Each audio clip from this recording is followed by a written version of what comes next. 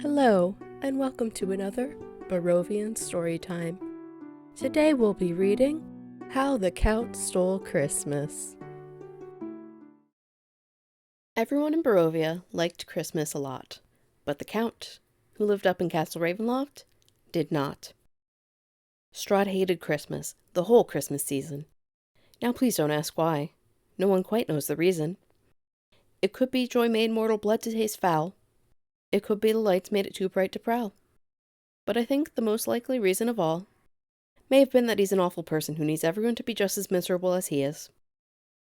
Whatever the reason, his drink or his tude, he stood there on Christmas Eve starting to brood, staring down from his perch with a sour-fanged frown at the warm lighted windows below in the town. For he knew every mortal in the village beneath was busy now, hanging a mistletoe wreath. "And they're hanging their stockings," he snarled with a sneer. "Tomorrow is Christmas. It's practically here." Then he growled with his clawed fingers nervously drumming, "I must find some way to stop Christmas from coming." For tomorrow, he knew, the mortal girls and boys would wake bright and early to find a new Blinsky toy. And then, oh the joy, joy, joy, joy. That's the one thing he hated, the joy, joy, joy, joy. Then Barovians young and old would sit down to a feast. And they'd feast, and they'd feast, and they'd feast, feast, feast, feast. They would feast on dream pies and whole roast wolf beast, which was something that Strahd couldn't stand in the least. And then they'd do something he liked least of all. Everyone in the village, the tall and the small, would stand close together with Christmas bells ringing. They'd stand hand in hand, and then they'd start singing. They'd sing, and they'd sing, and they'd sing, sing, sing, sing. And the more the Count thought of this big Christmas sing, the more that Strahd thought, I must stop this whole thing. Why, for 400 years I've put up with it now. I must stop this Christmas from coming. But how? Then he got an idea. An awful idea. The Count got a wonderful, awful idea.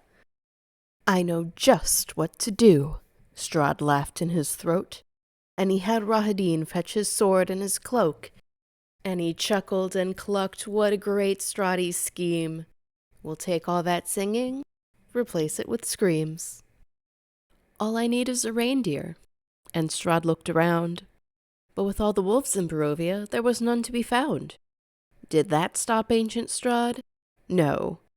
The Count simply said, "If I can't find a reindeer, I'll make one instead."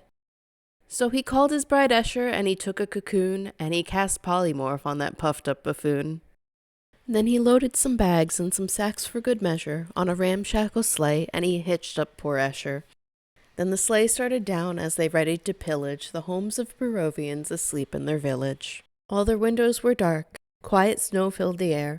All the mortals dreamt dream pie dreams without care when he came to the first little house on the square. "This is stop number 1, the old vampire hissed, and he hopped from his sleigh as he turned into mist. Then he drifted in through a crack thin as a hair, and took in the house with an imperious glare. There were little red stockings all hung in a row. "These stockings," he grinned, "are the first things to go." Then he slithered and slunk with a smile most unpleasant around the whole room, and he took every present. Dolls with sharp fangs and fake bats on strings, fuzzy stuffed werewolves, and eerier things. Then he stuffed them in bags, and the Count very nimbly stuffed all the bags one by one up the chimney. Then he slunk to the pantry and took all their food, their potatoes and turnips and meat to be stewed. He cleaned out that pantry as quick as he could, and then, feeling peckish, took some of their blood. Then he stuffed all the food up the chimney with glee. "And now," grinned the Count, "I will stuff up the tree." And then Strahd grabbed the tree, and he started to shove, when he heard the small sound like the coo of a dove. He turned around and he saw Irina Kolyana, a little girl resembling his dead love Tatiana. The Count had been caught by this Barovian daughter, who'd got out of bed for a cup of cold water. She stared at the vampire and said, "Mr. Strahd, why? Why are you taking our Christmas tree? Why?" But Strahd, he's been round for more than 4 centuries, and quick as a wink, he cast Modify Memory, and a spell charmed the child. Then he patted her head, and he got her a drink, and he sent her to bed.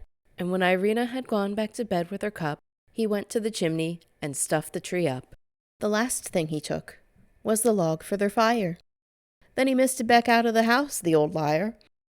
On their walls he left nothing but hooks and some wire. And the one speck of food that he left in the house was a crumb that was even too small for a mouse. Then he did the same to all the Barovian houses, leaving crumbs much too small for Barovian mouses. It was 1/4 past dawn, though the sun didn't show, all the mortals asleep as he readied to go, packed the sled up with presents and ribbons and wrappings, the tags and the tinsel, the trimmings, the trappings. 1,000 feet up to the old overlook, with the parcels and presents and trinkets he'd took. Those foolish mortals, he was vampishly humming. They're finding out now that no Christmas is coming. They're just waking up. I know just what they'll do.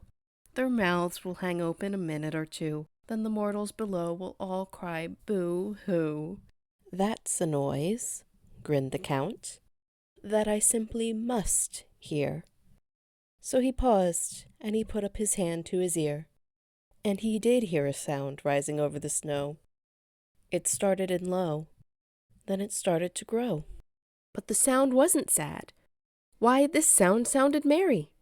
It couldn't be so, but it was merry, very. When he looked from his perch, he couldn't believe his eyes. Then he shook. What he saw was a shocking surprise. Everyone down in Barovia, the tall and the small, was singing, without any presents at all. He hadn't stopped Christmas from coming. It came. Somehow or other it came just the same. So he flew back to town, where the bells were ringing, and slaughtered a bunch of them, and that stopped the singing. Wasn't that a lovely story?